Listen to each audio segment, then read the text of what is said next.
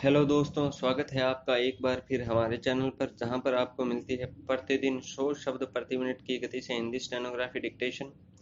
दोस्तों, आप हमारे चैनल को लाइक करें, सब्सक्राइब करें और शेयर करें।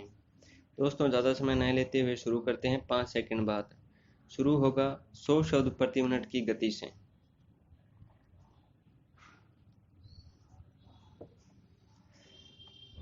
पड़ोसी देश श्रीलंका के राष्ट्रपति पद पर श्रीलंका पोडुजना पेरमुना के उम्मीदवार गोताबाया राजपक्षे चुने गए हैं।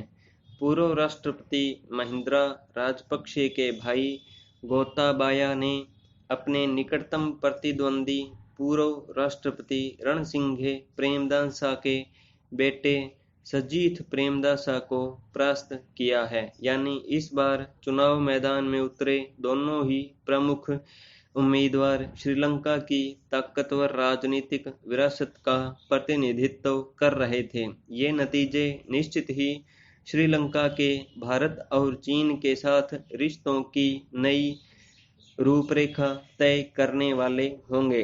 प्रधानमंत्री नरेंद्र मोदी ने भी चुनाव में बढ़त मिलने के दौरान ही राजपक्षे को बधाई दी तो यही कहा कि वे दोनों देशों के नागरिकों के बीच संबंध गहरे करने और क्षेत्र में शांति, समृद्धि और सुरक्षा बढ़ाने के लिए साथ काम करने को उत्साहित हैं।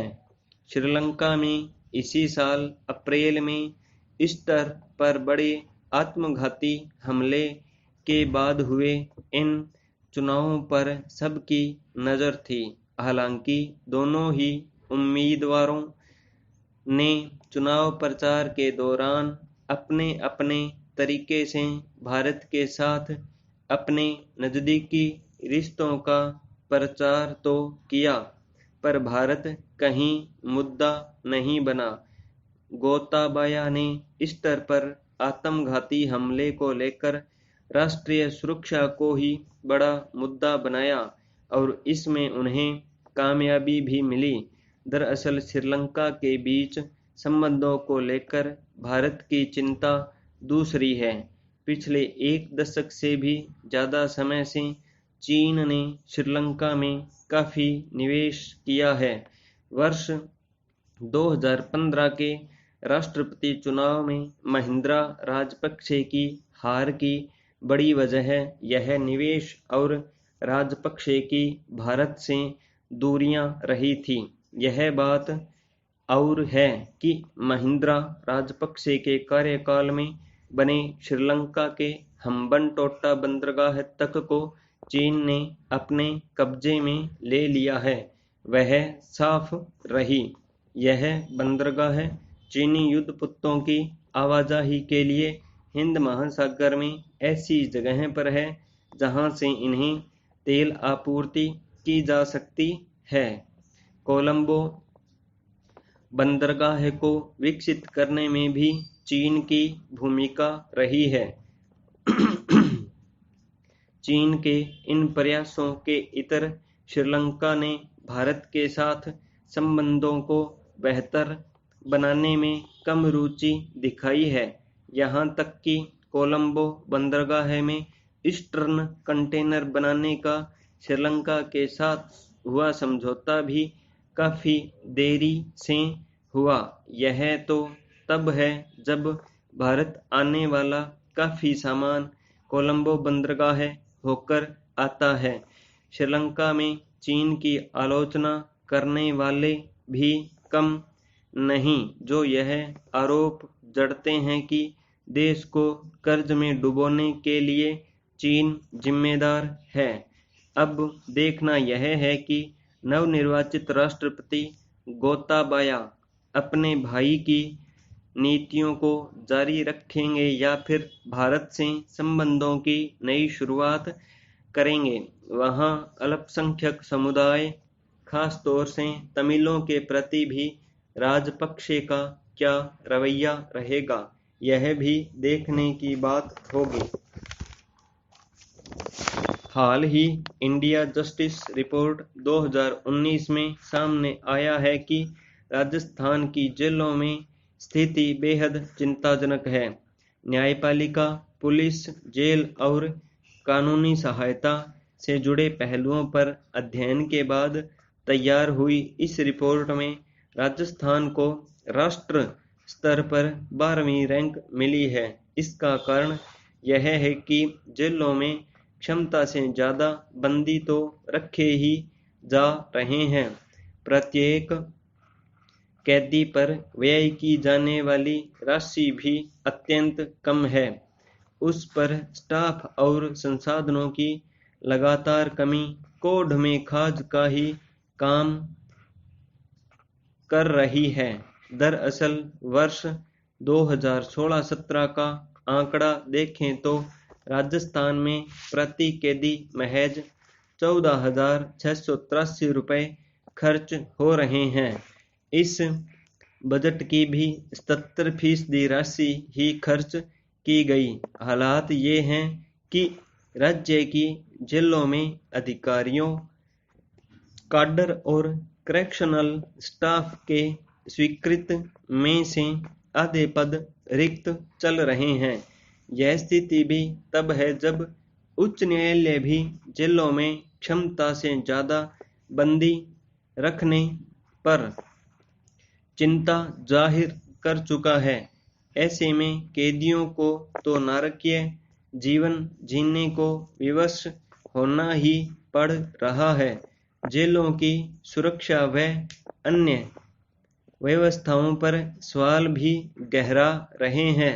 बेशक किसी ने अपराध किया है तो न्यायालय से सुनाई गई सजा उसे भुगतनी ही होगी, लेकिन इसका अर्थ यह कतई नहीं कि अपराधी होने के बाद वह मनुष्य नहीं रहा। मनुष्य ही नहीं बल्कि कैदी होने के नाते भी उसके कुछ अधिकार हैं जिनसे उसे वंचित नहीं किया जा सकता। जिम्मेदारों और सरकारों को मानवीय आधार पर इस पर मंथन करना चाहिए। जेलों में नियमानुसार सुविधाएं व्यवस्थाएं तय करनी चाहिए। अभी जेल स्टाफ में केवल 10.6% महिलाएं हैं। इनकी संख्या बढ़ाने पर भी काम करना चाहिए। वहीं सुविधा शुल्क वसूल कर कैदियों को मोबाइल, मादक पदार्थ आदि उपलब्ध कराने के मामले आए दिन सामने आते हैं। पिछले कुछ वर्षों में राज्य की कई जेलों में ऐसी वसूली का खुलासा हुआ है। सरकार को इस पर भी लगाम कसनी चाहिए। महाराष्ट्र में सत्ता के लिए सियासत जोरों पर है। जोड़ तोड़ व गठबंधन की नई विचारधाराएं एक दूसरे से जुड़ रही है। आज मानवता व इंसानियत का तकाजा है कि हम सभी समानता की विचारधारा को बढ़ावा दें। किसी एक कट्टर विचारधारा का अनुसरण देश की एकता व अखंडता के लिए खतरा साबित हो सकता है। वैमनस्यता बढ़ा सकता है। समाज के विभिन्न वर्गों के बीच दूरियां पैदा कर सकता है। पाठशाला में समय पर तथा नियमित रूप से शिक्षक की उपस्थिति से ही गुणवत्तापूर्ण अध्यापन कार्य और विद्यालय की सक्रियता को सुनिश्चित किया जा सकता है। नियमितता के साथ साथ पूरा समय यदि शिक्षक स्वेच्छा से विद्यालय में दें तो अटेंडेंस का विरोध स्वतः समाप्त होगा। शैक्षणिक क्षेत्र में देश की गणना अग्रिम क्रम पर ले जाने के लिए और नियमित उपस्थिति के लिए शिक्षक यदि स्वप्रेरणा से काम लें तो बेहतर होगा। लंबे इंतजार के बाद मध्य प्रदेश लोक सेवा आयोग ने राज्य सेवा एवं राज्य वन सेवा परीक्षा का विज्ञापन जारी किया, जिससे इस परीक्षा की तैयारी करने वाले लाखों उम्मीदवारों ने राहत की सांस ली। लेकिन आवेदन शुल्क में बेतहाशा वृद्धि ने उम्मीदवारों को निराश किया है। एक और राज्य सरकारें सरकारी योजनाओं के जरिए वंचित वर्ग को आर्थिक मदद दे रही है, तो दूसरी ओर भारी भरकम आवेदन शुल्क वसूल रही है। परीक्षा फीस सांकेतिक होनी चाहिए। दिल्ली एनसीआर और इसके आसपास के क्षेत्रों में पिछले काफी दिनों से प्रदूषण का स्तर बढ़ता जा रहा है, जो प्रमुख रूप से चिंता का विषय बना हुआ है, और यहाँ के जनप्रतिनिधियों को यह प्रदूषण का स्तर दिखाई ही नहीं दे रहा है, जो जनता और उसके स्वास्थ्य के लिए महत्वपूर्ण चिंता का विषय भविष्य में साबित होगा। पाई स्टॉप।